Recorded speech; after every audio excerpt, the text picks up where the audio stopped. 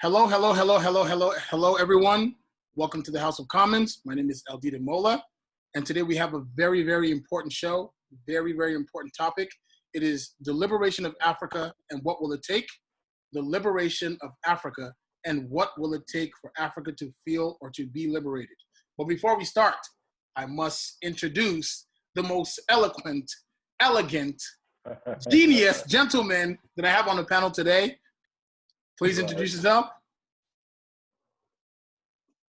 Of course, you guys know my name is Pascal Atuma.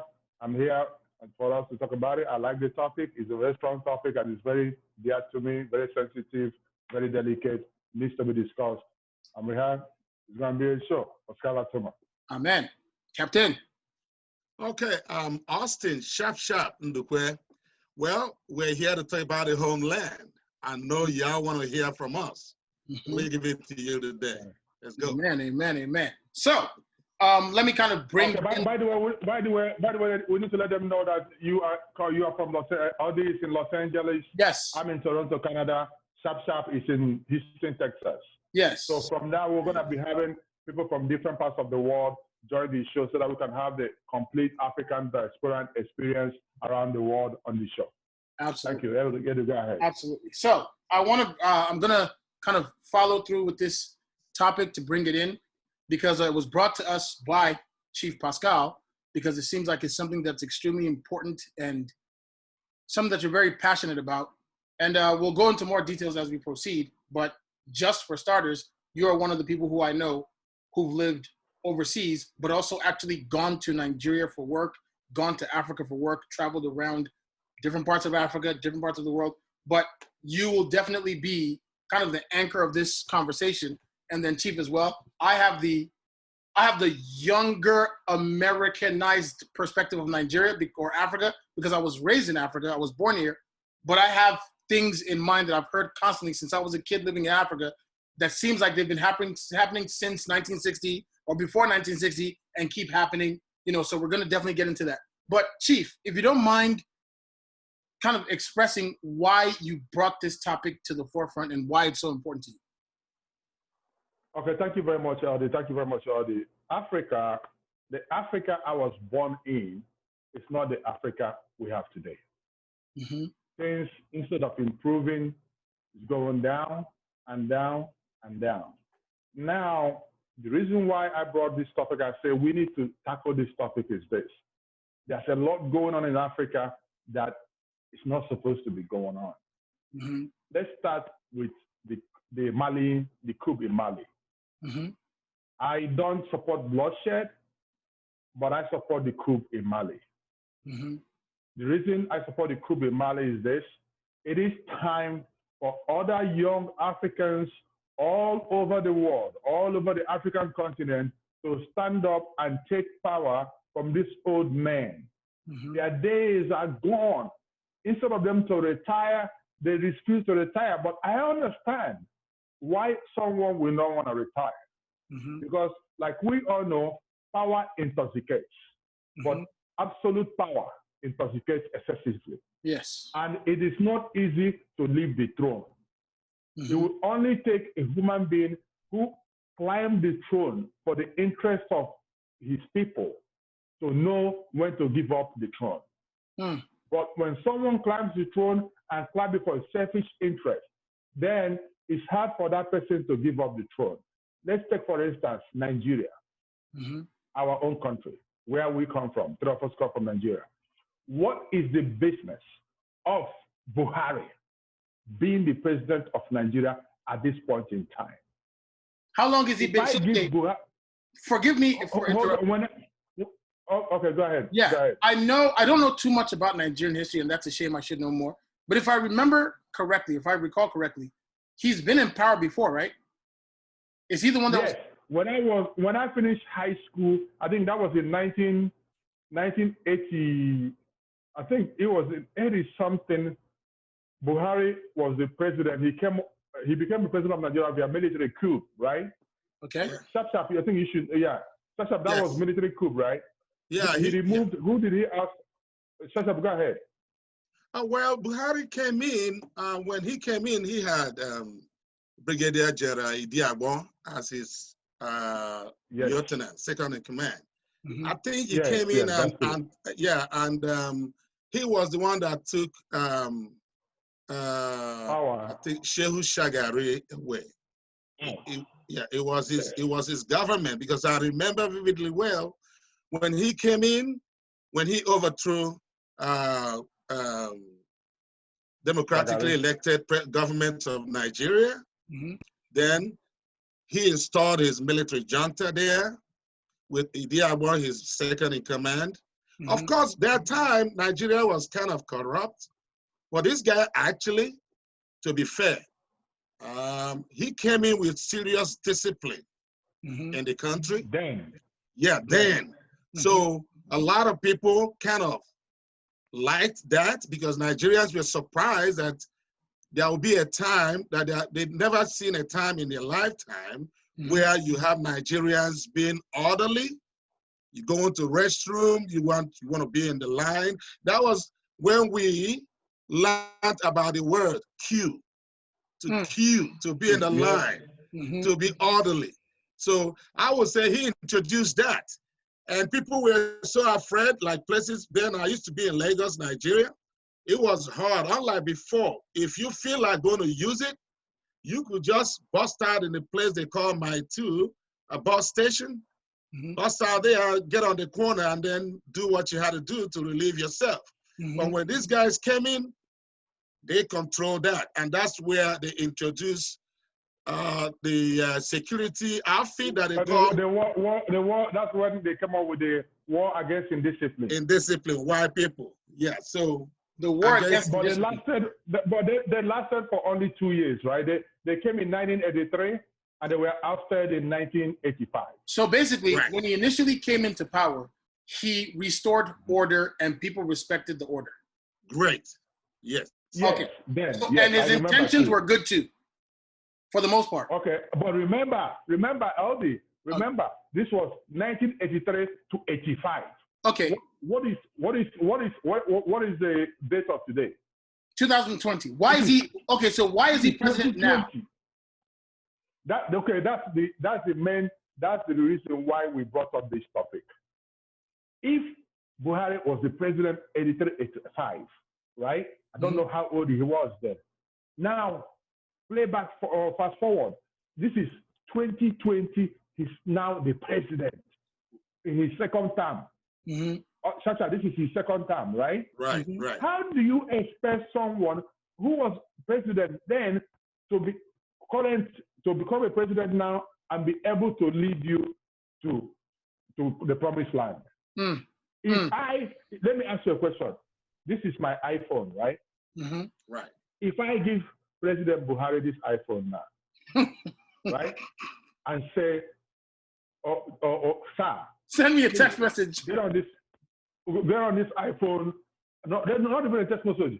And find me Burkina Faso and what's going on in Burkina Faso. Will you know how to get on this iPhone and use Google and find what is current in Burkina Faso right now? Ugasa will not know how to do that. So if you cannot do that, how can you lead this present generation? Then when you go around Africa, let's take an example, Gabon.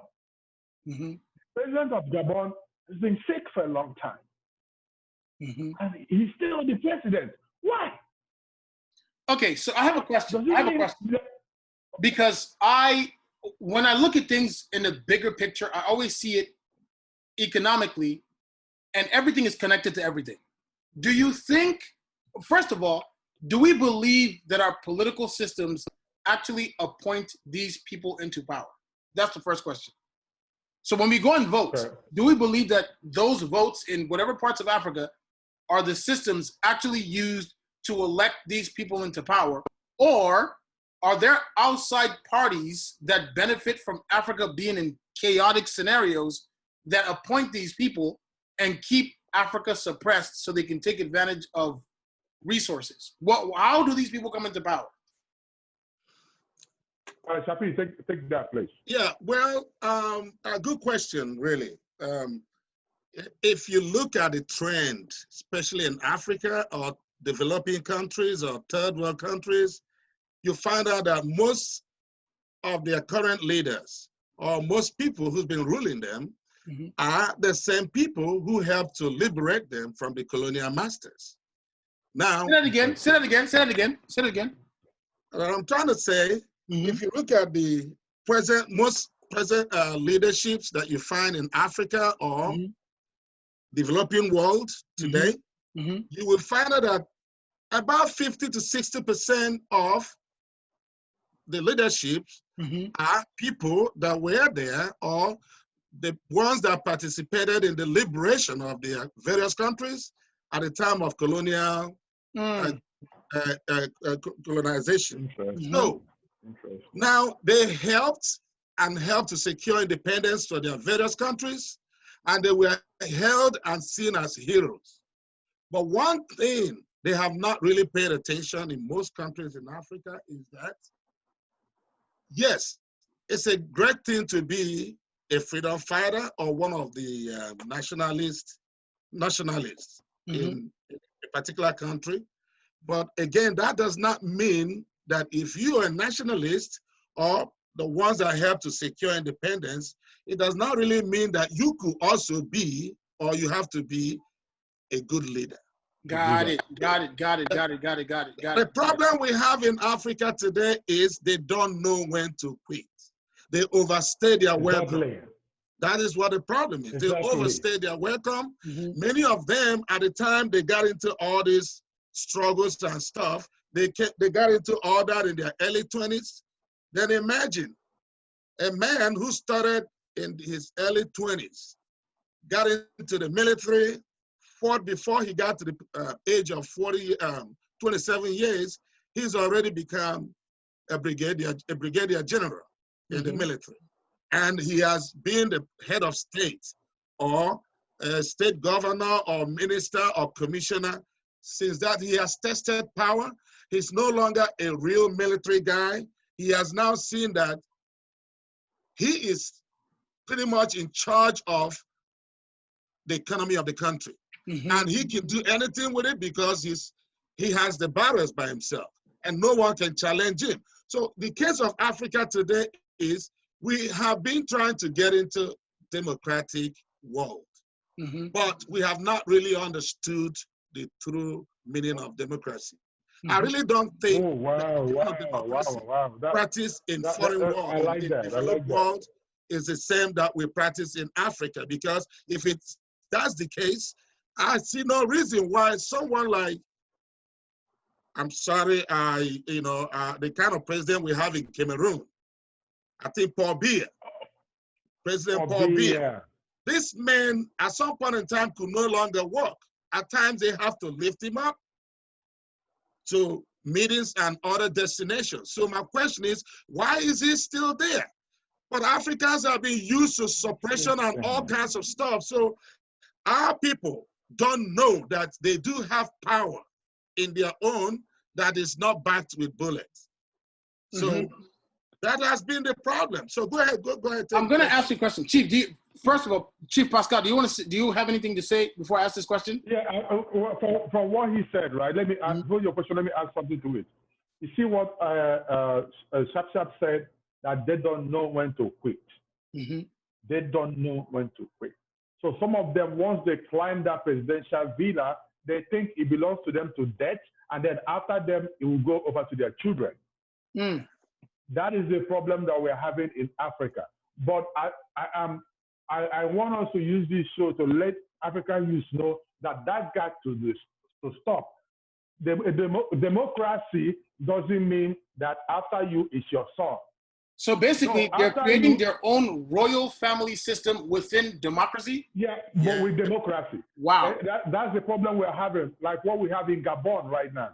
The current president of Gabon right now is the son of the former president that died, Omar Bongo.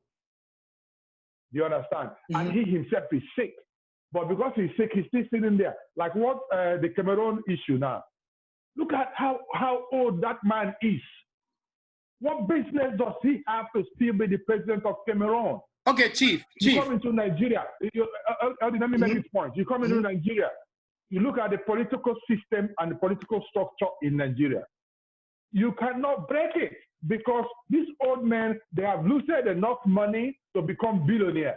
Mm-hmm. Do you understand? So when they say it's the democratic election, before even the election, they already know who is going to win. Because you have to understand that the INEC chairman, the state executives, and everybody, they were all installed by these old men. Do you understand? So as a young man like you now, LD, or someone like Shashab now, if you want to go to your state and run for governor, my brother, it's almost like a suicide mission. How to you? Where are you going to get the funding from? The only way you can go in and succeed is if one of them brings you in as his puppet. Do you understand? So that got to stop. And how can this stop? It cannot stop peacefully. No, it cannot stop by negotiation, my brother. No, it has to stop one way or the other, but it must have to be stopped. So I have a question. I like what. Okay, go ahead. I have a question for you. And pardon if you see my eyes traveling. It's giving me a notification that I have to upgrade, so I'm upgrading while we're doing this. It's not going to stop the recording, but I'm just upgrading while we're doing this. But I have a question for you. First question is, a lot of people get upset when I say things like this to my fellow Africans, but the fact is the fact. I believe we are very book smart people because we're all very highly educated. We're all very book smart. You know, we've achieved so many things academically. But I don't know if we are very intelligent. I don't know. And the reason why I bring this up is because I'm going to use you as an example, if you don't mind. Okay, go ahead. And every time we do this, every time we have this conversation, I always use it as an example. And it may seem like I'm just trying to make your head swell, but you're one of the only people who I know who, hold on. You're one of the only people who I know who actually have done things in Africa and in different places. How are these people able to sustain power this long? Are they iron-fisted presidents that if you challenge them, you may risk losing your life? Or do we just not know how to change the system from within? How do they keep this same power for so long? Okay, let me tell you how they keep it for so long. Because the power has been in their hand for years, either transferred from their grandparents or their parents. So they have accumulated enough wealth to match any challenger who's fresh money. They have old wealth, old money. And they have, most of them have never done any business in their life. The only businesses they've done in their life is within that political arena. The only wealth they have acquired is wealth acquired through being a public servant. And that public servant is what they got through politics. So now, the reason why they're able to stay this long is, one, the money is in their hand, the power is in their hand. They have groomed a lot of puppets. They have groomed a lot of, we call it servants, boys. So most of if you're a governor, most of these governors were installed by them. Most of the Supreme Court judges were installed by them. Most of all the ministers installed by them. So it's like almost like in the democracy of Nigeria, it's like in a pyramid scheme. Democracy in Africa is almost like it's in a pyramid scheme where that pyramid grows, right? And you can never cross that pyramid because if you try, okay, let me use for instance Lagos State. Tinubu and the former governor of Lagos State. Tinubu put that guy there. The former governor of Lagos State, I think his name is Ambode, right? That was Ambode, right? The former governor, whatever his name is. No. Now, when he got on there, he decided that, you know what, we need to stop this, this sharing of the state money and build the state. This man went on to build Lagos State. He went on to work in Lagos State.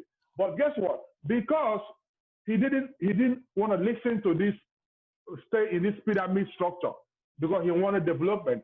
They just got together and said, the reason what they gave for removing him after 4 years, so that he doesn't do the second term, that he's not a party person. So basically,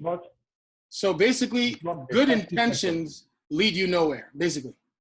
No. Shapi, you can. I know you know more on this than me. You can add on it, please. No, you're great. You have really you have gotten it completely. The only simple way to describe what we experience in Nigeria and other developing worlds or Africa is simply Godfatherism, or how you call it. Godfatherism. Yeah, you cannot. You cannot just come in and crash into the system. Okay, so if you're coming into Nigeria, just take for instance a place like Nigeria. You find a man of 30 years old, someone who is 30 years today. Like when would you say he was born? Someone that is 30 years old today. So let me just say, someone that is born about 30 years back, he came out. He has only known the same circle of friends who has been heads of states, military, and sometimes become presidents, and they were left with all kinds of confusion because at times you'd be like, he used to be addressed as head of state, but today he's still the president, so he's still being addressed as president. What's the difference? What do I address this individual? I'm not cutting you up on what you said, right? Yeah. I just checked on Google. For Biya, the president of Cameroon, has been the president of Cameroon since November 6th, 1982. Jesus. Look at that. Christ.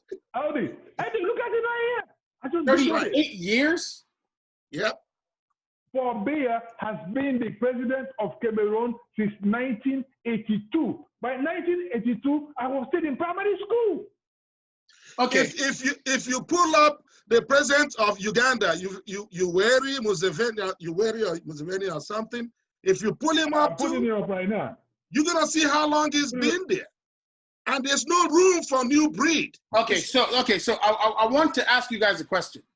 Yeah. A lot of our audience members are non-Nigerians or have never lived in Africa. They have an optimistic perspective of Africa. And I never really want to be the bearer of bad news because from what I know, I may know bad news, but it may not all be bad news. So I always leave it open for discussion. But they have a very optimistic perspective of Africa. I want to go to Africa. Africa is beautiful. Africa is beautiful. And for me, the people who I know in Nigeria and in Africa are beautiful to me. But I will be lying if I said I want to live in their situations because I find the people beautiful. And some of the places are definitely beautiful because they're, upper class places. But from what I've seen, and I've only lived in Lagos, most of the people that I know are not living fair lives. They're not living fair lives. They don't have opportunities. They have nothing but obstacles. So I want you guys to kind of give me some insight or some kind of information on these people's perspective of Africa. Are they seeing the wrong thing? Do they need to get some kind of updated information about Africa? How would you explain Africa to someone who's never been to Africa from your perspective? Okay, I would say Africa is a beautiful continent. Mm-hmm. It's the world that when you find yourself in Africa, and if you're a little patient with Africans, you may not want to go back to where you're coming from. They are loving people, welcoming people that appreciate anyone that took time to come to see them. They want to do the best they can. A typical African will want to give you the littlest food he has with him, just to make sure you're okay. And then he can always find a way to take care of himself. Africans really, I believe this for one thing about Africans. They believe in taking care of the visitor, the guest first, before anyone else. Now, the only area you're gonna have problem in Africa is because Africa has been roughened by bad leadership You have corruption everywhere. Okay, so sorry for the interruption. Zoom is doing what Zoom was doing. I don't know why, but gladly we're upgraded now, so there should be no problem. But Captain, you were explaining the question that I asked about people from the outside. Specifically, I'll be more specific. We have a lot of African Americans who've asked me multiple times about what I think about Africa, where they should go visit, you know, what they should do. And the one thing that I always commit to is I say, I don't know if I'm willing to take someone to Nigeria, which is the part I know, for the first time. I don't know if I want to be the person to do that because I grew up in Nigeria, so I'm comfortable with the norms. And I know kind of what to expect. But I don't know if I want to be the guide to someone who's never seen Africa. And that's not because I'm saying Africa is not a beautiful place to see, because obviously there's a lot of beauty. But there's also a lot of things that I will not really want to share with someone for the first time. You know, and you were explaining that Africa is beautiful and Africans are very giving people. So if you don't mind just kind of reiterating what you said so that I can combine this perfectly. Okay, thank you for reminding me where we start. And actually, yeah, the thing is, first of all, there's something you talked about, mentioning about, for example, African Americans here that wants to, would like to visit Africa and sometimes not really sure what country in Africa they might want to be going to and stuff. But my message is, brothers and sisters, feel at home. If you want to go to Africa, go to Africa, okay? Yeah, no, all the TV airwaves everywhere has been bombarded with all kinds of negative news and all kinds of stuff. But the truth of the matter is, in that part of the world, people still live there. And when you get down there, it don't matter what country you go to, you're gonna find a whole lot of Westerners, be it Americans, Europeans, Asians, and the rest of them. They're all living well, doing very well, coming with their own ideas and magic with the ideas that they meet up there, and they take advantage. Africans are very welcoming people, especially if you come to Africa in good faith. Sky is your limit. All right? Say that again. Say that again. If you come to Africa in good faith. In good faith. That's right. Sky is your limit. Yeah, you get everything you want. The people will be so delighted and happy to help and support you. First of all, they'll be like, I can't believe you came from first world to Africa to settle. They welcome you with their open heart. And again, I can say this clearly. One thing Black men in America or in Europe or in diaspora didn't know about Africa is that a lot of Africans didn't really know that you do have this number of Black men outside Africa. True. Every time a typical African hears about United States, the picture that comes into his head is, you know, Caucasian. Yeah. Okay? Every time they hear about Europeans, it's the same thing. So they really don't believe you truly have people who are of African descent that lives over there as in numbers. So it's interesting and entertaining when you see a Black man like you coming into Africa from United States, and you look at him, you're looking at yourself, you all look the same. The only thing is when he opens his mouth and talks to you, then you realize you're talking with a total stranger. So to Africans back home, when you coming from United States, telling them that actually this is your first time to be in motherland, to them it's like surprise. They're like, really? You know, so they'll be happy to give you anything you want, show you anything you want. The thing is this, I want to tell brothers and sisters, please, forget about the negatives. Thank God we have social media these days. You can get on YouTube, do your own little study about anywhere you want to go to, and you'll be amazed. You're going to even find people that are also coming from the same route you coming from. And every information is out there. Just be careful. You'll be better off, especially if you have a friend or somebody you know where you live, where you currently residing, that is good guy. They can help to, you know, shape your mind on how you can start. It's Good. always a little tough in the beginning, but when you relax, I bet you don't want to come back. Then again, be careful because it's a whole lot of welcome eatery everywhere. Remember when you travel down there, your diet is gonna change. So you take it up easy. Thank you for that. Okay, so Chief, I have a Valentine. Okay. Let me answer the question you asked about Africa. I would like you to answer the question, but I also have a Valentine wanting to be added. Would you like me to add Valentine? Oh, okay, yeah, add Valentine, yes. Okay. Add Valentine, beautiful. yeah. So he should be coming in. Hello? What up? VDiddy Val in the building. Yeah, we see him. Okay, so let me Val, just how check. are you? Okay, let me make sure I can see him. Okay, I can see him. Salute all of He's wearing a Calvin Klein hat, right? Perfect. Okay. Yes, that's it. Okay, so hello. If you don't mind introducing yourself. Val, go ahead and introduce yourself and let's go. Oh, this is Valentine VDiddy. Awesome. Very, very, very nice meeting you today. I think I've seen you before. I'm not sure though. Have I seen him before? Yeah. He's a member of the Canada, right? Canada cast. Yeah. Got it. They're familiar with him. But please, before we proceed, because I was going to answer a question before you came in. Yes, so please introduce yourself. Reintroduce yourself to the audience. Who are you? What do you do? What kind of business you do? And all, and let's move on.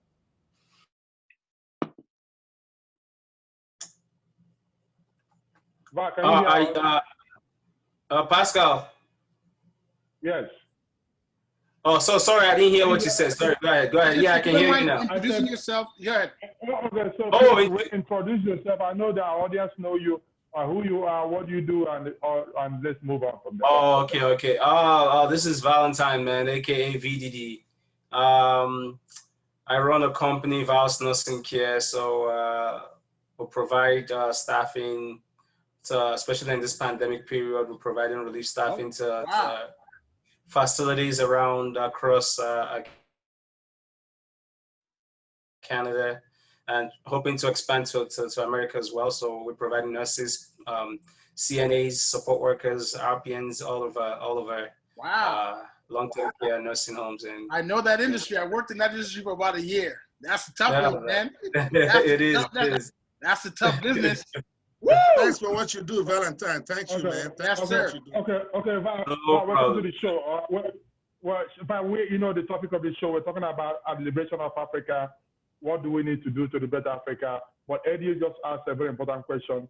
The question he asked is, how do we describe Africa to the world? So an outside world who doesn't know anything about Africa. Sharp just finished, and I was about to go before you came in. So especially those who are interested, especially the Black people outside of Africa who've never been to Africa, who are interested in going to Africa. How would you describe it? Okay, good. Okay, so Aldi, this is my simple definition of Africa to any foreigner or the African Americans or anybody, Chinese, Japanese, who wants to go to Africa, what he needs to have in their head.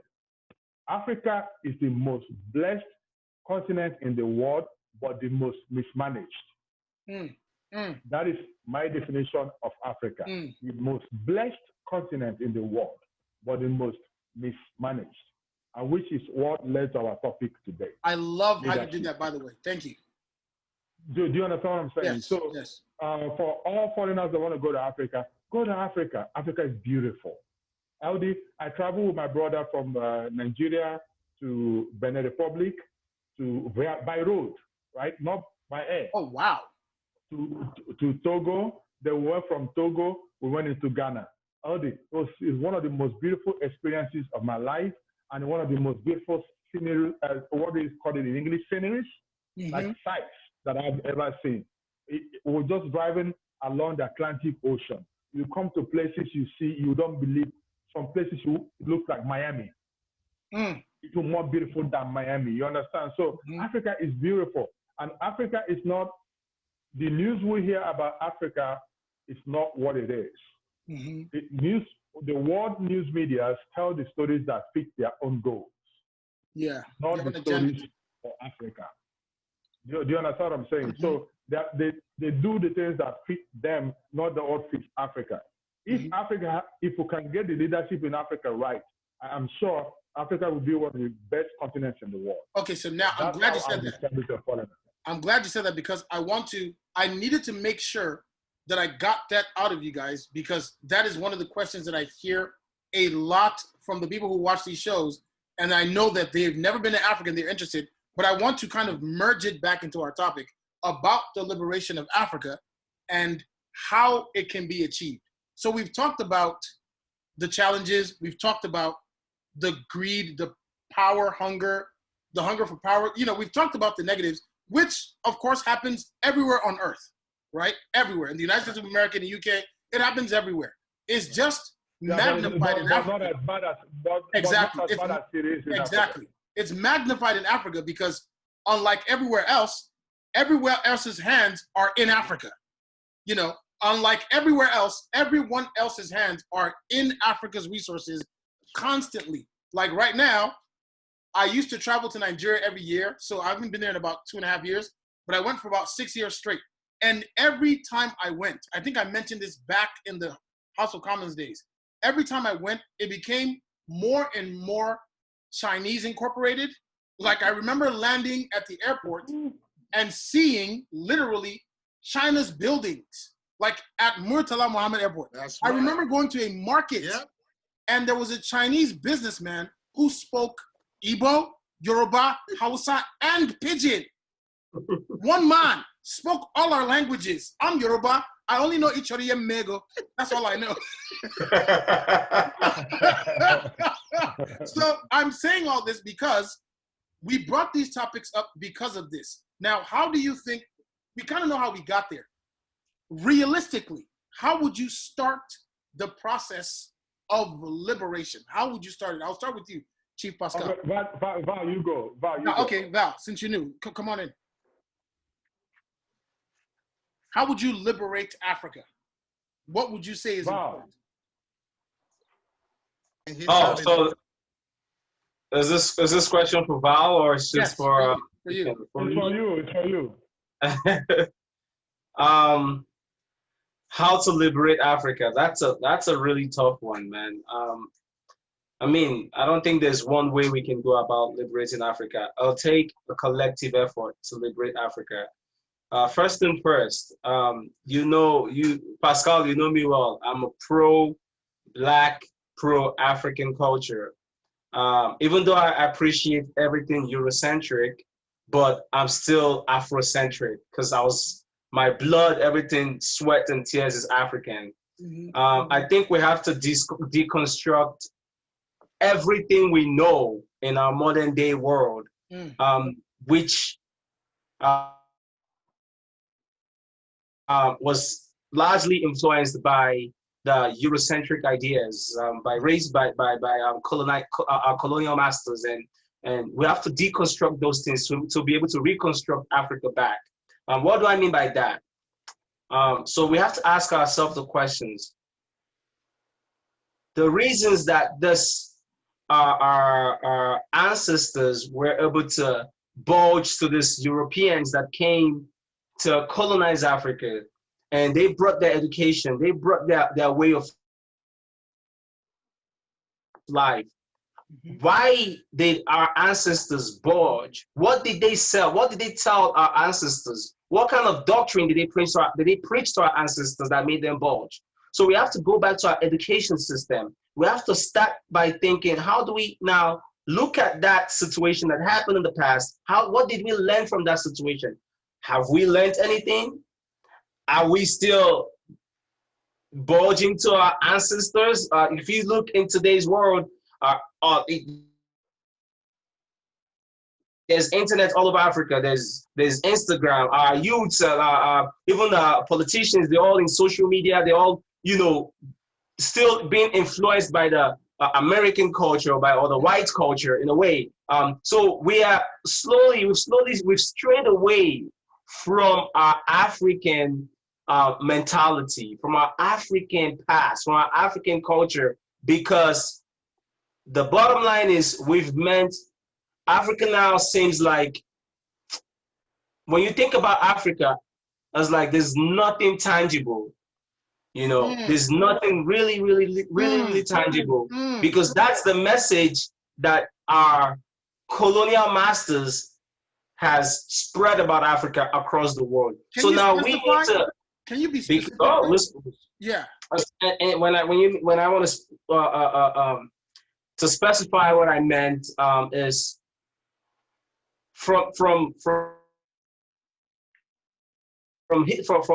time, what you see on TV about Africa, you see the Lions, you see Save the Children Foundation. All you hear is slums. All you hear is poverty. All you hear is African leaders seeking for loans from the world, from the you know, whatever it is. The what's that organization that loans money to nations across the world? Well, yeah, find World Health, money, whatever it is. So Africa has been portrayed to be that wanting or that needing, that we're lacking. We always want stuff. So we need to change that narrative. We need to, first of all, how do you change the narrative? So we gotta own up to our mistakes. That's why we're here. That's why we're here. Right. We gotta own up to our mistakes. We gotta learn from those mistakes that we've made. We have to be able to appreciate our efforts. Every little thing you do as a Black man, you need to support your fellow Black man. Support yourself, and then portray yourself as you are a king. Portray yourself to the world that, listen, Africa is not what the white man is making it to be. You know, we have to start showing the real African, the real different cultures within Africa. We have to appreciate everything. Even though, yes, there are some poor nations in Africa, just like every part of the world, but we have to help those poor nations. We have to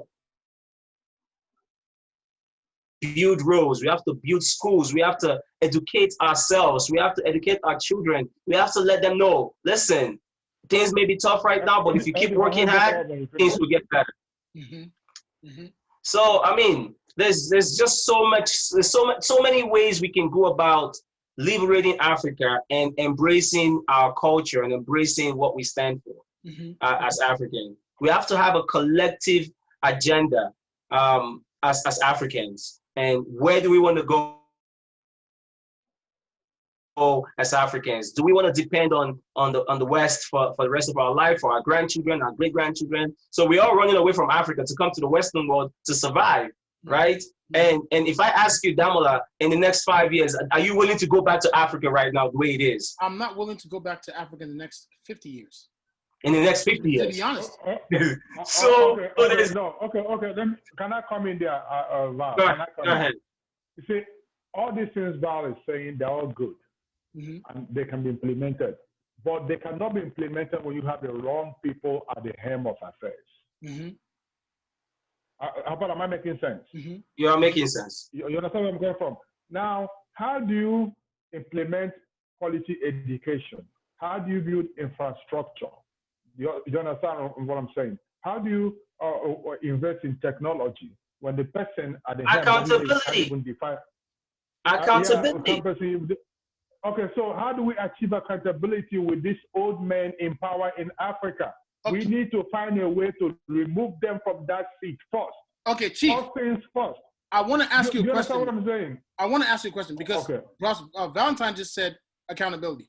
I want to ask you something, and I want to be corrected because what I do quite often is I understand the problems that Africa has, and I understand, and again, I have to emphasize, I only know Nigeria, I only know Lagos, and as a matter of fact, I really only know Festac. I don't know that much.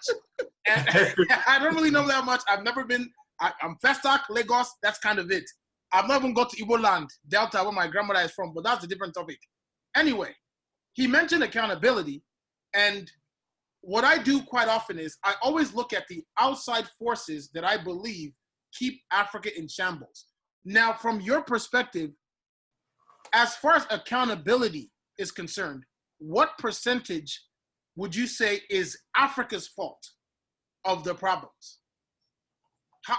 Are you asking me or Sharp? You. I'll ask you first, and then Brashada can enter. Okay, good. Okay, you're talking about accountability.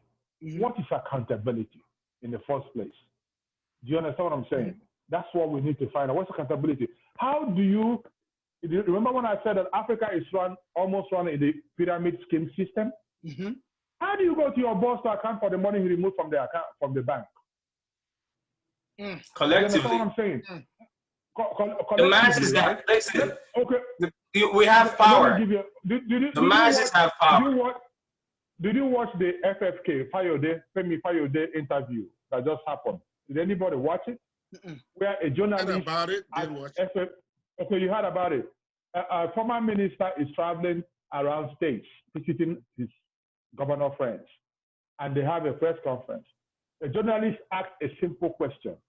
Sir, who is picking up the tab for this trip? And he lost it. He called the journalist stupid, shut up, I will report you to your boss, you will lose your job and all that. That is the way. If you collectively, how do you go collectively when everybody in power, they were all installed? Nobody was voted in. None was voted in. Installed by who? You know that, right? Installed by who? Installed by the godfathers. Remember, Shakespeare says the godfatherism system. There's nobody in power that's not installed. I give you an example. Let's use the Shap you mentioned the president of Uganda, Museveni, or whatever his name is, right? Uganda has been in power since 1986. Whoa. So if someone has been in power, hold on, since 1986, I was still an idea. I don't think my dad even knew me yet. Okay, then if you've been in power since 1986, that means you're the president. That means everybody has been a governor in that nation, minister in that nation, commissioner in that nation. They are all under you. Who will challenge you to do the accounting? Who? Pascal. Military. The generals in the military, you appointed them. You can retire at will and reappoint. The inspector general of police, you appointed. So who is going to hold you accountable? Shap, please take it from here before I lose it again. Yeah. Go ahead. Yeah, very good topic, really. We're talking about accountability here and how we can improve on that. Well, you cannot get a clear improvement without having to deal with the causes and, and how to handle it. Well, like what Pascal have just talked about, where someone would have spent about 30 years. It's just pretty much what I was trying to talk about before we went off air, where a child born under a particular leadership, from the time he or she was born until they get to 30 years, they've only seen one president or two presidents in the country. Whoa. So you see what that can transmit to that child's mind. Automatically, thank you. It makes the child, you talk about democracy, they read it through the books. They don't know, in Africa, it's all about theory. People reading through books to pass the exam and all that. But the actual practice on the ground is totally something different. So you talk about civic right, people knowing what their civic right is, and people understanding what respect actually means. In typical African environment, they think, regular people out there thinks that when you say respect, it's all about when you see your elder, you bow your head like this and I say, good morning, sir. Okay, good evening, sir. Okay. I want you, so hold that right where what you said. And let's pair it back, Chinedu. Let's pair it back. He has been, don't be offended. Yoweri Museveni is the president of Uganda, been in power, the longest serving president, been in power since 1986. It's crazy. So, okay, I like what you just said about how, sorry, Valentine, just hold 1 second. No worries. I like what you said about how we respect our elders. It's part of our tradition.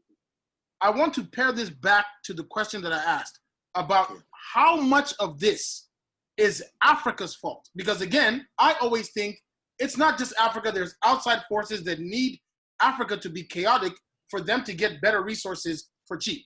But what percentage of this is Africa's fault? Because as you said, in our tradition, I respect my uncle who's not supposed to be respected because he's my uncle, right? And it's just standard.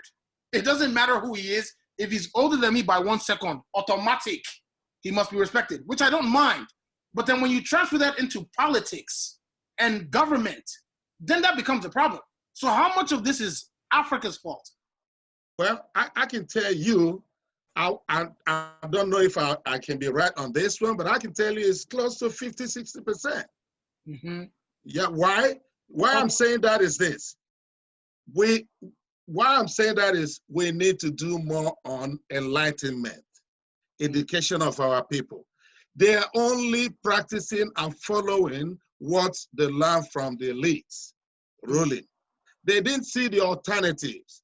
A typical African man at times, who's probably like 30 years, like I've always said, who spent 30 years in his life in Nigeria or in Cameroon or Uganda or say Congo. Mm-hmm. Now, when he comes over here, or when he comes to United States or European countries, mm-hmm. he gets a little amazed when he turns on his television and he's looking at a regular man just like me and you getting on national television and cussing the hell off the president. And it stuns typical African man. He'd be like, are you kidding me? Yeah. This guy is talking all this dirt about the president? Yep. Man, this guy, his family is going to disappear overnight. Yep. So it's the way he grew up, the type of environment he grew up. It's what he has seen that is the way. Thank you. So he didn't know much. So only coming to overseas, that helped to open his eyes. And now he sees that actually I can stand up and disagree with the president without being insulted. Mm-hmm. I can disagree with the president. I can tell my own opinion and my views about how I see things around. And also walk free. And there ain't nobody who gonna try to pick me up and lock me up in the jail. So why I said 50 or 60% of African folks is because our elites, many of them came to overseas. They went to overseas, studied, got the best grades, but they went back home. They enjoyed all the benefits in overseas, freedom, liberty, and the rest of it. But when they got back home, it's all about money. They used money and power because the common man back there didn't know as much. So they used everything they have to stay on these people, suppress them. So with that, it became a little bit difficult for Africans to know that actually, when you rise up, as my brother Valentine put out here, collectively, shut everything down around, get on the street, protest, maintain a peaceful protest. You're not destroying or damaging anything. Get out there and protest that, look, listen, you guys are not helping us. We need better leadership here. Valentine, I'm going to come to you right now, but I just want to... Okay, Audi, can you go to Val on that same question? Okay. Shab said 50 to 60%, right? Yes. I had a counter on it, but I want Val to... Okay, I'm going to come to Valentine right now, but I want to make sure I highlight something that Bros just said that I don't even think I've heard enough. You're basically pointing out something that's even more dangerous than I even thought about. They went overseas and actually gained Western knowledge and sharpened their tools to even better screw over their own people. That's right. Damn, that's deep. That's deep. That's right. All right, Valentine, please go. Yeah. For me, I think there's two things here. Let's not confuse respect with fear. We should try not to confuse respect with fear. Respect is a moral, I'll say it's a moral entity that's learned or that's taught to us from childhood. So as Africans, we ought to respect our elders. Amen. Not just Africans, all around the world. When you go to a workplace, you respect, we'll learn to respect authority. We'll learn to respect people older than us.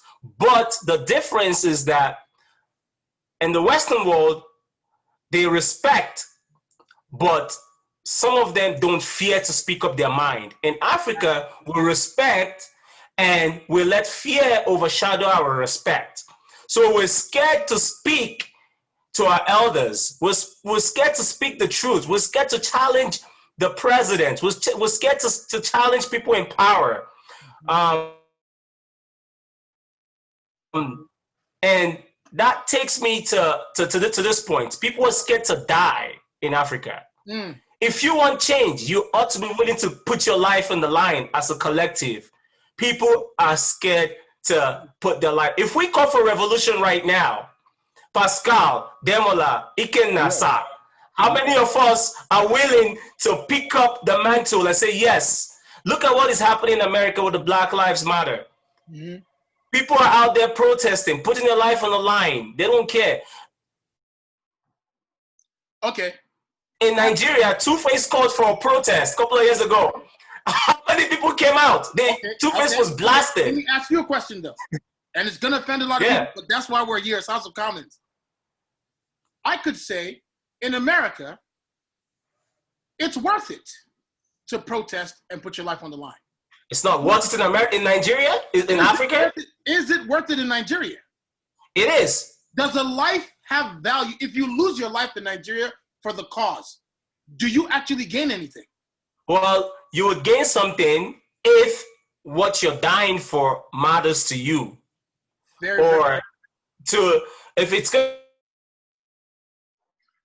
to bring change in the long run. I believe someday Africa would get better, but we don't know when, right? But again, it'll take a collective effort. But who is willing to lay their life or lay their blood on the line to make that change? I don't know if I'm willing to do that. His name is Valentine. I don't know if I'm willing to do that. His name is Valentine.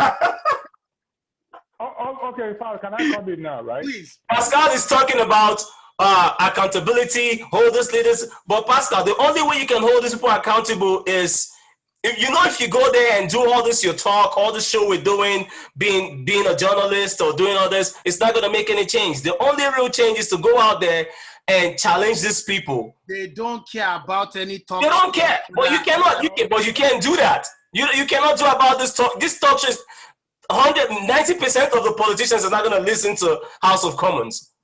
It's the comment. Yeah, it's the truth. No, I have time for this. Right? Can I go ahead. Right?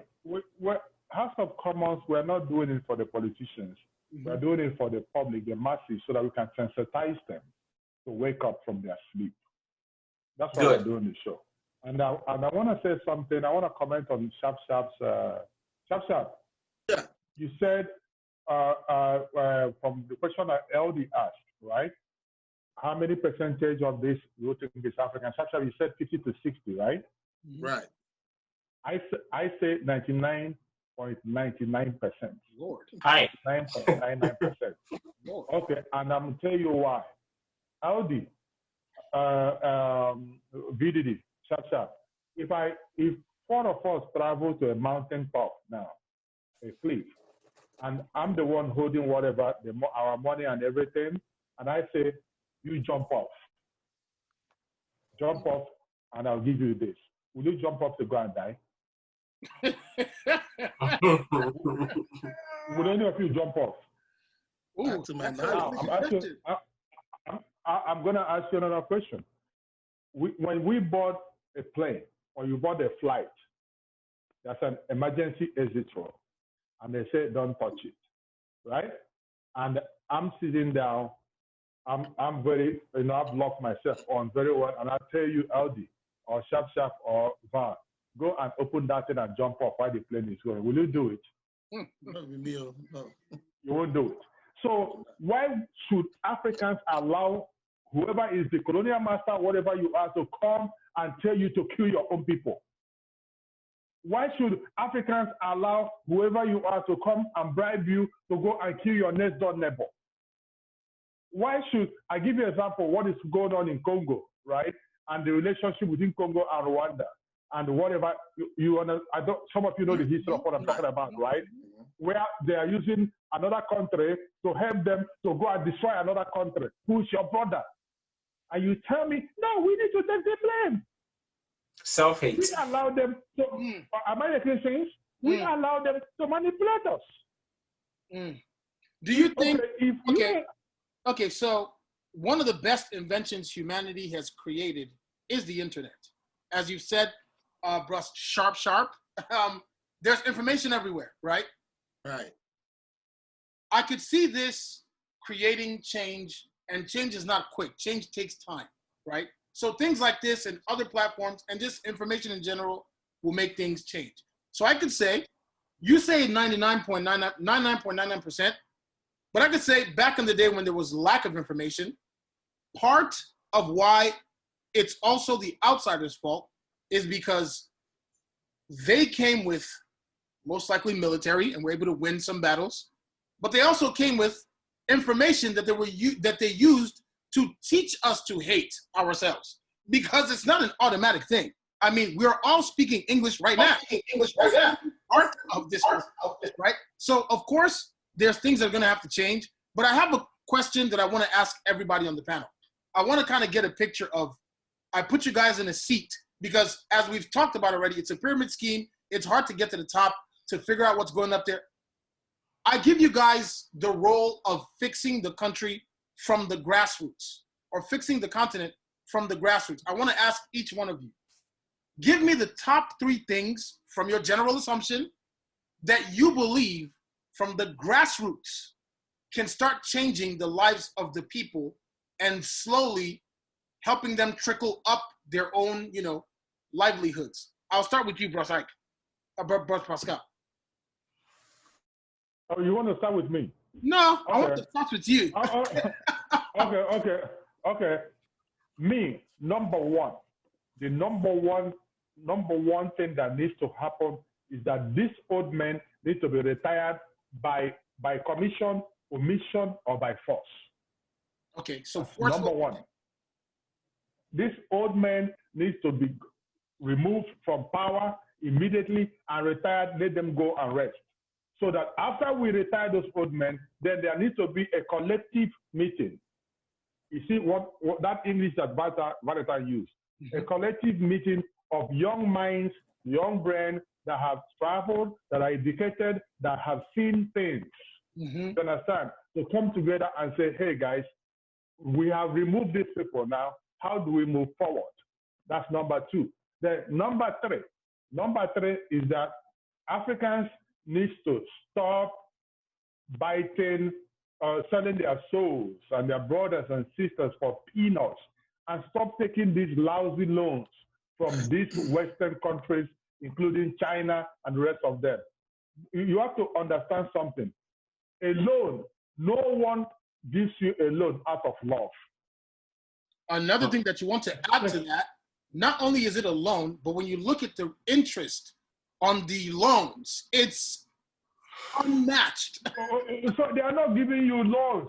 That's why I want every young African out there to understand. It's not loan. They are trying to buy into you. They are trying to occupy. This is a systematic occupation of the continent. They call it loan, but they do it in a way that you cannot afford to pay back. You understand what I'm saying? Okay. And if you look at, is it Liberia or one of these countries now, where they even have Chinese in their military, they have Chinese in their police. You understand? So that's a systematic occupation. It's like recolonization, the second phase of colonization. So once we can stop those 3, then we can come back home and plan a way forward. Okay, so now before anybody goes, I want to go back to the first thing that you said about the elimination of the leaders. Now remember, we are doing this from the grassroots. So would you advise that, I think if I recall correctly, this is what they did in Mali, where the people went and basically took out the leader. Would you advise the same thing Africa-wide? Okay. I will say my mind. I will say it this way. If it cannot be done democratically, okay. If it cannot be done democratically, they leave us no choice to do it by any means necessary. But bottom line is this: they have to go. They must go. And if the youth refuse to rise up and remove these people, they are going to destroy your future because they're about to die. Most of them don't have up to 15, 20 years to live. So you cannot let them destroy you that have 50, 60 years to live. So we can either do it democratically, which is peacefully, and then when you talk about democratically, there's no peaceful democracy in Africa. That's not actually what you're saying. Like democracy. What we have in Africa is monocracy. It's monocracy. Whoever has the highest amount of money is going to be the one in power. So if they cannot remove this old man peacefully, they should do it by all means necessary. Even the Bible supports it. The Quran supports it, that when a leader is leading and is leading that the leadership is detrimental to humanity, right? Then by all means necessary, power needs to change hands. That's my own Chief, bro, sharp. I'm waiting for you. Obunego. Well, it's a very good question, and I would say first of all, the question was, how can we start from the grassroots to make changes in Africa? Now, it's one of the best ways to go about it. But when you talk about going through the grassroots, it falls down to what I mentioned initially about education. I think some of us, or some of Africans who are in diaspora, people from Africa that live in more civilized world and stuff, that have learned a lot, I think we owe it a duty upon ourselves to go to sensitize our people. We should do the best we can to educate our people, let them know the values that they have, let them know the powers that has been in them from time of creation, but they did not know. If you don't know much, or if you don't know more, you can only do less.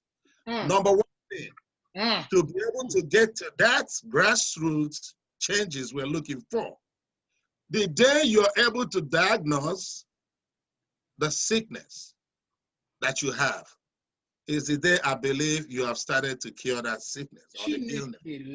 Okay? So, Shabi, say that again. Shabi, say that again, please. Okay, I mean, the day you're able to diagnose yourself with what illness that has been dealing with you for life is the day you have started curing that disease or that sickness. Because if you don't know what your problems are, it's going to be very hard for you to solve that problem. So one of that is education.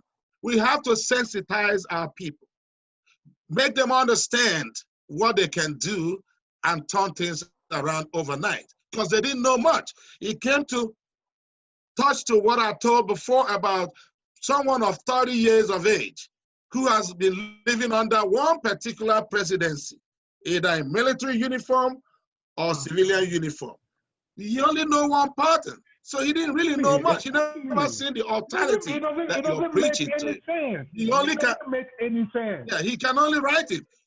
So the way you get down on that is one, we make our people recognize that for serious to be effective, honestly speaking, to be very effective in anything we do, we have to eliminate this thing they call tribalism, nepotism, these two things, ethnicity, these three things, they are the key to, and religion, thank you. Four things, they are the key to what has held Africa on the ground, to the ground forever. The day we recognize that the Yoruba man that you didn't like, you the Igbo man, the Yoruba man you claim you don't like, is not different from you. The only thing different between you and him is he speaks a different dialect or different language that you don't understand. You speak this different. But if you get to that same Yoruba land, the man you're telling that is not a Yoruba man is not a good man, blah, blah, blah. When he comes to your own area, he goes to tell his own people, the Igbo man is not a good man. But we are all being treated and dealt with by the people in power. We all are the receiving end.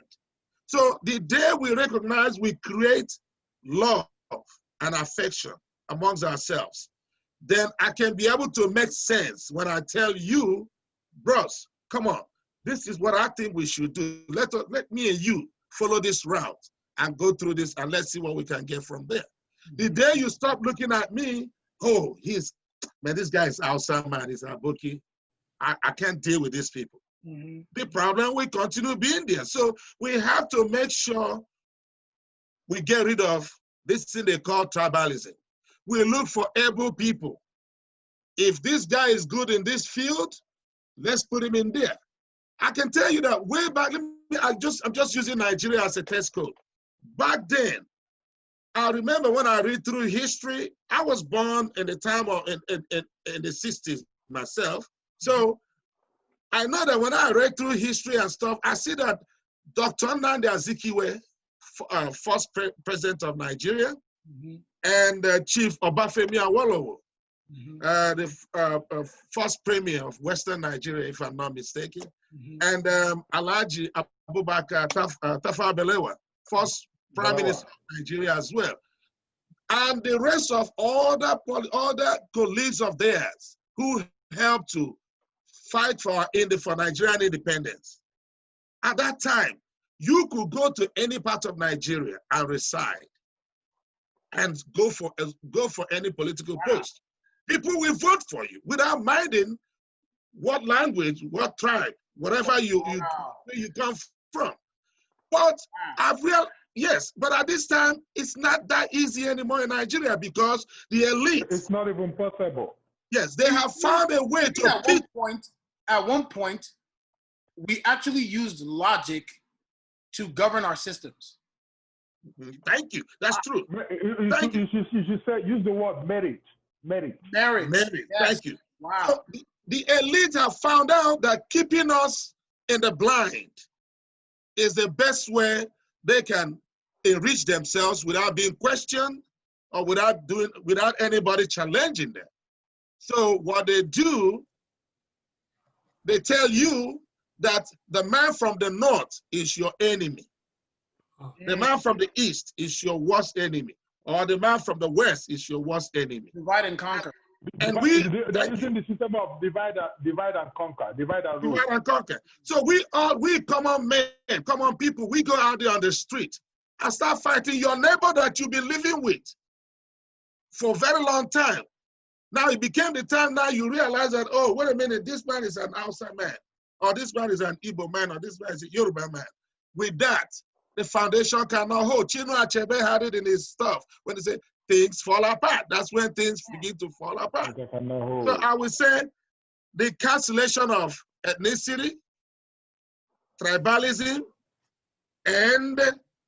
and nepotism in Africa, it will be easy for us to take off. You can only do all that with a successful campaign, a campaign enlightenment on our people, educating them, making them understand how to understand that, look, we all need the same thing. If we continue fighting amongst ourselves and allow these people on top to keep doing what they're doing, we're going to be killing ourselves and dying every day. They will continue being where they are. That's how we ended up with 30 years and 40 years of one individual leading a country.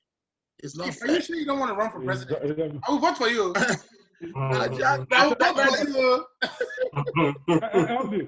Aldi, can I add? I know we're going to vow, but I need to add something to what Shapi said. Shapi made a heavy point that these leaders, they make us fight each other. They try to divide us so that they can keep ruling us, right? Because they know that if we come together, we will now realize that they are the common enemy. That's right. That's what Shapi just said. So the African youth and the African populace needs to come together and they take the common enemy. The common enemy is not your neighbor. The common enemy are these guys ruling us. So until, like you said, Sharp, diagnose your sickness, that is a problem you start healing. Our problem in Africa are our leaders. Thank you. Chief VDiddy. Wow. This is so powerful, man. Sir, I'm just gonna piggyback on some of the things that you said. You've spoken my mind. I would say you and Pascal, well articulated. Piggybacking on your point of education, I think you're right. We have to educate ourselves or educate our kids on the values and what it means to be a leader, what it means to be an African, what it means to challenge, to see something that's wrong and challenge that thing that is wrong from the grassroots. So when we're growing up, we can see our uncles, our parents doing something wrong, but we cannot challenge them, you know, because out of respect or out of fear, not even respect, because we cannot say nothing. If you say something, you get beaten. So that has grown over time with us. Now we're scared to challenge authorities. We're scared to challenge our leaders. And education, we also have to start teaching our young ones, not just math and English and science. We have to teach them, encourage them skills. If you have a kid who knows who has a handwork, how to build materials or how to build you can see them, you can see the talent. Start teaching them and encourage that talent. You know, you're good with potteries. You're good with making and chairs or whatever. As a kid, we used to make all kind of things. But where's our skills? Our parents want us to do is go and read English and read math. What are we doing with that? That's again, it's good, but it's still a Western idea. At the end of the day, even with our skills, our knowledge, they say go get the knowledge, we're still being looked under. They say go to school, we went to school, we're still being looked under. They say dress like a white man, we're still being killed. They say speak like a white man, we speak like a white man, we're still getting killed.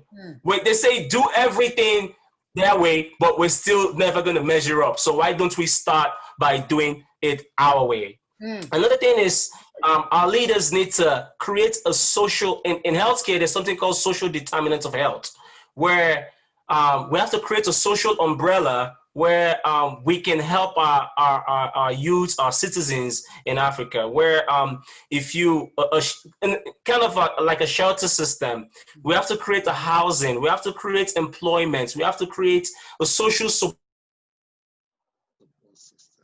network. If you don't have a job, we have it in the Western world. We see these things. You don't have a job, there's a place you can go and apply for jobs. They have skill training. They have all this social, what would I say, social things in place to help us grow. We don't have those kind of policies existing in Africa. Our leaders are not willing to put these things in place. We also have to provide basic amenities for our people. Food, clothing, shelter. This shouldn't be a problem, especially in this time and age. The common thing in this world, what bugs me the most when I see people crying for food, like people looking like that's wickedness on our part, on our leadership. It's pure wickedness to see a population of over 200 million people. But I'm not calling you up. That's why we are here. That's why we are saying how do we liberate and how to liberate. But that's what I'm saying. Pascal, that's what I'm saying. Our leaders need to be able to do this, provide this basic amenities for our people. If we don't have the right leaders, like you guys already spoke very well about this, either they live by democracy or you take them out by force. Now, how do you sustain these things when you take them out by force? You need to think about sustainability. Who are you going to put there? Are you're gonna take these people out and put the wrong set of people back in there that are already corrupt? So you need people who are educated to get into that position. Look at this guy fighting for us from New Jersey. What's his name? He went to Nigeria fighting for us, and they put him in jail. They put him in jail. Look, so you have to educate people. Showore alone cannot do it. So Pascal, you do it by force. 80% of our leaders are corrupt. Our youth are even corrupt. People. The problem about Nigeria is people waiting to steal are more than people stealing already. Yeah, but No, and that is the problem. So, Pascal, sorry. Let me finish. Let me finish, Pascal. Let me finish. Now, how can you deconstruct the mindset of someone that's waiting to go steal? Educate them. Tell them these are the things you need to put in place. So when you start a revolution, then you put the right person in place, you can hold them accountable and they're able to perform. Right now, you take out Buhari from president and put Damola, for example, as president. Damola does not have the education, does not have the right set of mind. He's going to go do what Buhari is doing. He's going to continue that trend. No matter if you like fight from today to tomorrow, nothing is going to change. You understand? Okay, you need accountable leadership. Go ahead, sir. Okay, Val, thank you very much. You've spoken passionately, but I want you to understand something. And the only place I want to address on what you said is, when we remove them, who do we put there? Yes. And how do we sustain? And how do we sustain the things in place? Right. Okay. Now, Val, what we need to do, number one, before we go to remove them, why are we removing them? Who is removing them? I give you an example. The coup in Mali, the one that just happened in Mali, right? Okay. The guys removed the president, and then these other criminal presidents around, like Buhari and the rest of them, right, came together and is trying to force the guy to restore who he removed. Damn. You see what I'm saying? Yes. And the guy says, no, over our dead body, it's not going to happen. We need a transition president who the people of Mali will choose. Among these criminals, they have levels of criminality. Some of them are at 99%, some of them are at 60%, some of them are at 40%, some have a heart that are 10%. In the whole world, politicians are corrupt all over the world. But the difference is, in the Western world, the politicians eat 10% of the money and work with 90% of the money. Whereas in Africa, the leaders eat 90% of the money, 95% of the money, and work with 5%. So we need to, you understand what I'm saying? So we need to go in there before even the takeover happens and find those leaders who will be willing to at least eat 10% and use 90% for the people. Am I making sense? I'll give you an example. Pascal Atuma. If I get in power, I wouldn't even eat 10%. I will eat like 2 or 3%. I will work with 97%. And I'm sure there's a lot of people out there like me, a lot of youths who are tired of the situation of Africa, who want the best for Africa. Okay, let me ask you. I think we've gone too far with this show. No. 1 hour, right? First of all, I'm going to add something to what you said after this. But first of all, let me say, I'm going to call Bros Pascal after this conversation, or maybe I'll just call you out right now. Why have I not met Valentine before? Because I'm being serious. The reason I'm saying this is because, hold on. The reason why I'm saying this is because everything that he just said about skills, when you said that you currently run a business where you appoint CNAs, right? I've been working in economic development, career counseling for about 12 years, right? The places that you said people go to get skill training, I work there in America. It's called the Work Source, Career One Stop, right? And the reason why I'm highlighting this is because everything that Bros Pascal and Bros Sharp have said is completely honest and genuine and true. And I will also say the one thing that I'm glad that I've learned right now is sometimes when you're alone, you think you're the only one that has the idea of how to fix things, right? But then you hear other people's perspectives and then you see, damn, I didn't think about it that way. Like when Bros Sharp talked about tribalism, it didn't even cross my mind before he said it, that's also a problem. But to kind of highlight what Bros Valentine said, when we're talking about grassroots change, I've seen it firsthand where someone comes into my office, is looking for a way to change his or her life. And I give them a 6-month course in something, maybe LVN, or a 2-month course in CNA, or a 3-month course in truck driving, or something tangible, a skill set that they can use. And once they're done with that, they literally become their own government. They become their own nation because they determine with their skills and their licenses, they determine how they navigate the world. because they've been empowered. Now, if you multiply that by 100, that is now 100 independent, proud nations. Then you multiply that by 360 million. A government cannot fool people who are self-confident, right? And it's something that America does. I get it. Right, you see what I'm saying? Like, if you know how to make your own economy, and then the city knows how to make their own economy, then the county, then the state, then the country, it's almost impossible to deceive people who know how to make things on their own, right? And to kind of piggyback on what everyone has said about our tradition, I've said this 1,000 times, our tradition shames a CNA because she's not an astronaut doctor. Our tradition shames a welder because he's not a pilot in space underwater. Like, we literally put labels. I've had a conversation with the uncle that I love. I said, "Uncle, do you know how important downfall drivers are to Lagos's economy?" He told me I'm stupid. And I told them, if they go on strike, Lagos's economy shuts down completely. But because the class is not attached to their role, it is completely dismissed. But when you look at effective civilizations, the United States of America, till this day, has 30% of American citizens have graduated a four-year college. Everything else is built on skill sets, right? If you look at what happened with COVID, when everyone was forced to sit down at home, the government said the only people who are allowed to work are the essentials. The essential workers, AKA the independent nations, the people who are literal utilities in society. So if you make everyone a utility from the grassroots, right? And these things start, like you just said, if I can teach a kid how to make pottery, I've literally started teaching him how to become an independent thinker.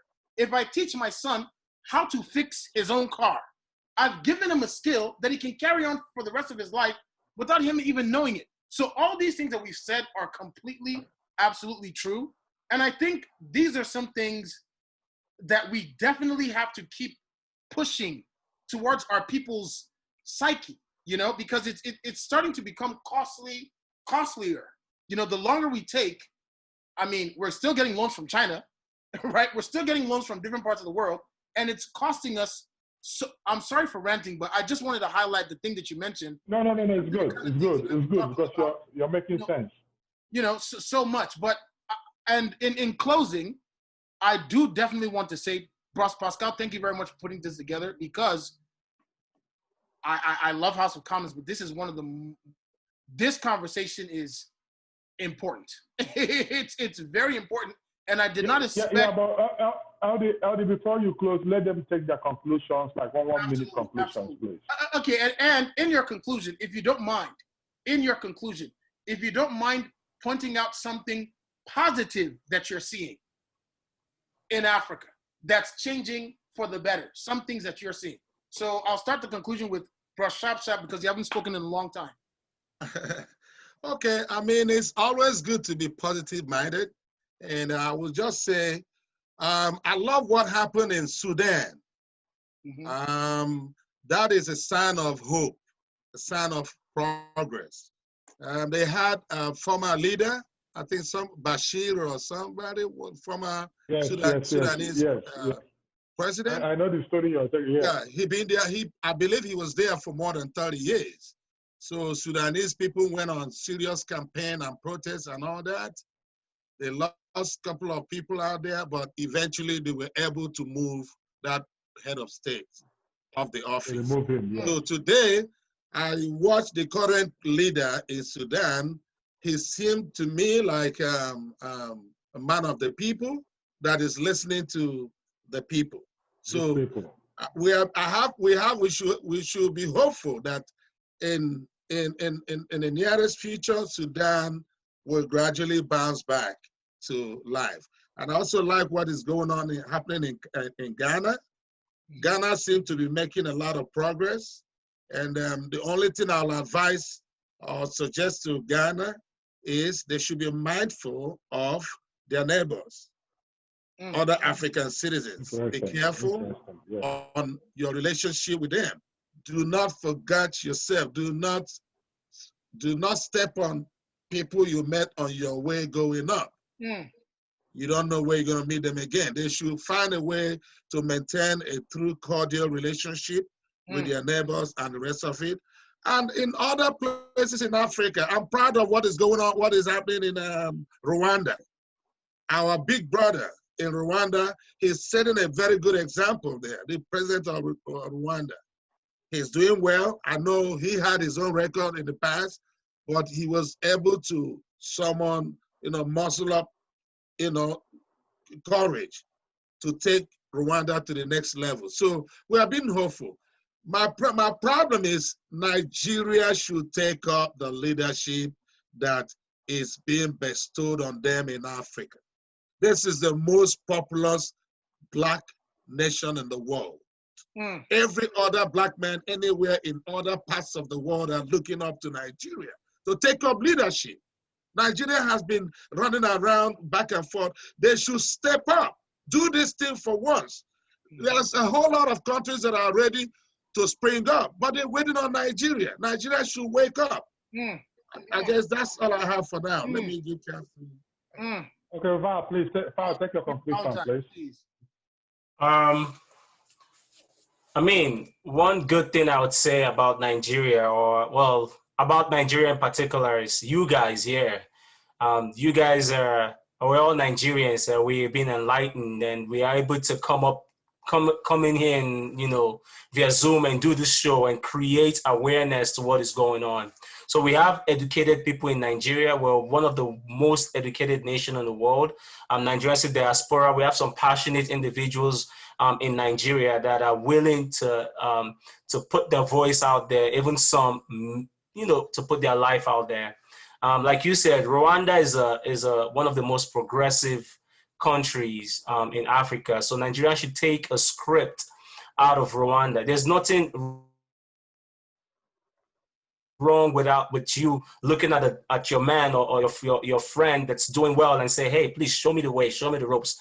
How can I do this? How can I implement this? Rwanda was really terrible back in the day with the genocide and all. But now look at Rwanda. It's way progressive right now. I'm also happy, like you said, what's going on in other parts of Africa. The eastern parts of Africa, they are becoming as a collective.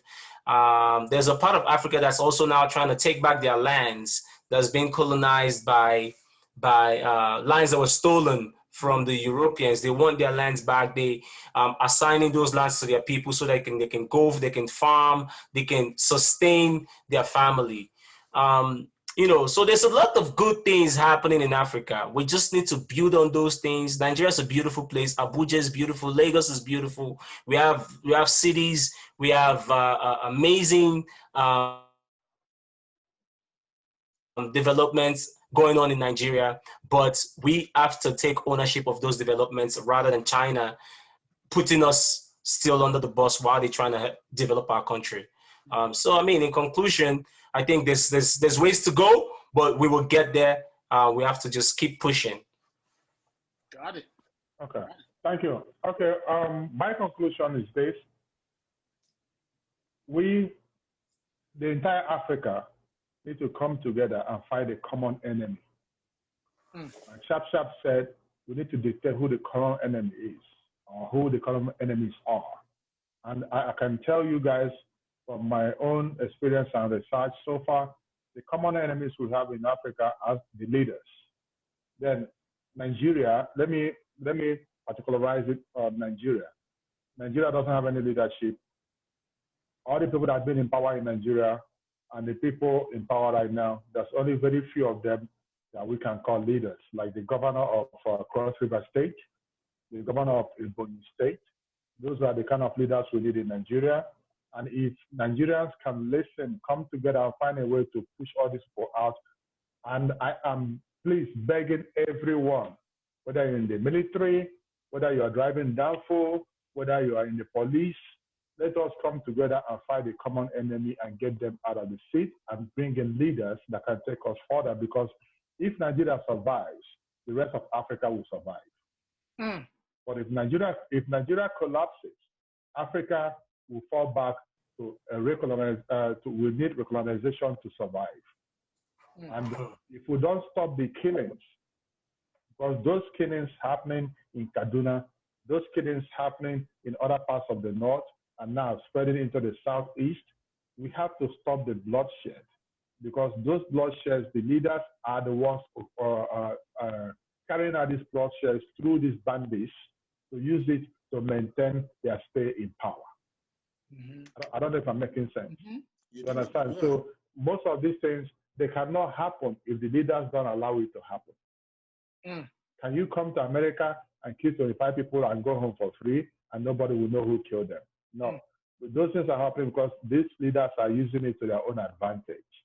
So until the masses recognize this and stop it, we're going to continue like that. But I know that that's a bright future for Africa, but it cannot be controlled by these old men. The youth need to step up and take power.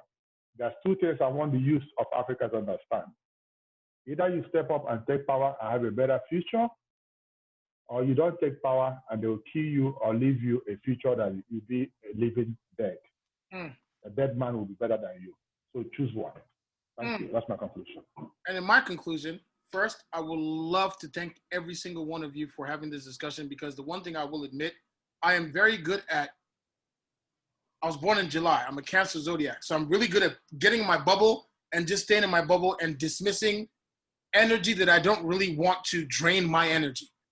And I got to admit, I've done a lot of that with African issues. I just assist the people that I know directly and leave the rest for whatever can be done. But I'll commend Valentine for speaking up about being Afrocentric, because, again, as I've said, I like minding my own business because it gets very draining.